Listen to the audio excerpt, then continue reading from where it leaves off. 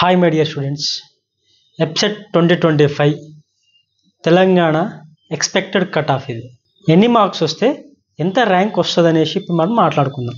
So ఇది expected మాత్రమే. So మీకు అక్యురెన్సీ 2 to 5% ఉంటుంది. సో మీకు అక్యురసీ వచ్చేసి 2 to 5%, అంటే 2 to 5 మార్క్స్ డిఫరెన్స్ అనమాట ఈ marks. So 2 to 5 marks difference. So ఇక్కడ చూడండి, మీకు 120 మార్క్స్ వచ్చాయనుకోండి, టాప్ 10 ర్యాంకర్స్లో ఉంటారు మీరు. సో 120 అబోవ్ అంటే 130 ఉండొచ్చు, 140 ఉండొచ్చు, 150 కూడా ఉండొచ్చు. వాళ్ళు టాప్ 10లో ఉంటారు ఖచ్చితంగా. అలాగే 110 ప్లస్ వచ్చింది అనుకోండి, మీకు 500 నుంచి 1000 ర్యాంక్ లోపల వస్తుంది. 100 ప్లస్ స్కోర్ చేశారనుకోండి మీరు, అప్పుడు మీకు 1500 to 1K ర్యాంక్లో ఉంటారు మీరు.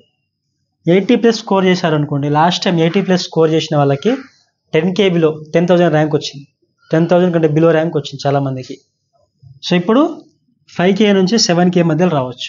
ఎందుకో కూడా చెప్తాను ఇది రీజన్. 70 ప్లస్ స్కోర్ చేస్తే 10K లోపల రావచ్చు, 60 ప్లస్ స్కోర్ చేస్తే 30K రావచ్చు, 50 ప్లస్ స్కోర్ చేశారనుకోండి 45K రావచ్చు. ఇంకా 45 ప్లస్ అంటే మిగతా ఇంకా 50 అరౌండ్ 50K ర్యాంక్ రావచ్చు.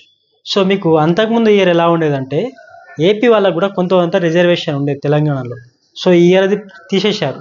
సో వాళ్ళకు 10 to 15% అరౌండ్ ఇస్తున్నారు.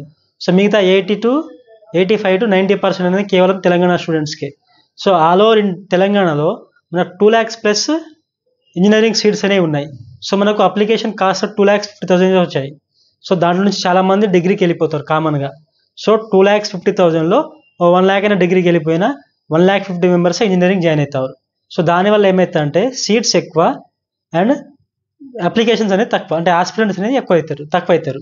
సో అలా ఉండడం వల్ల ఏంటంటే మంచి ర్యాంక్స్, మంచి కాలేజెస్ అనేది రావడం జరుగుతుంది తెలంగాణ వాళ్ళకైతే ఎస్పెషల్గా. సో మరిన్ని డేటా కావాలంటే నా ఛానల్ని సబ్స్క్రైబ్ చేయండి, షేర్ చేయండి, లైక్ చేయండి. Thank you.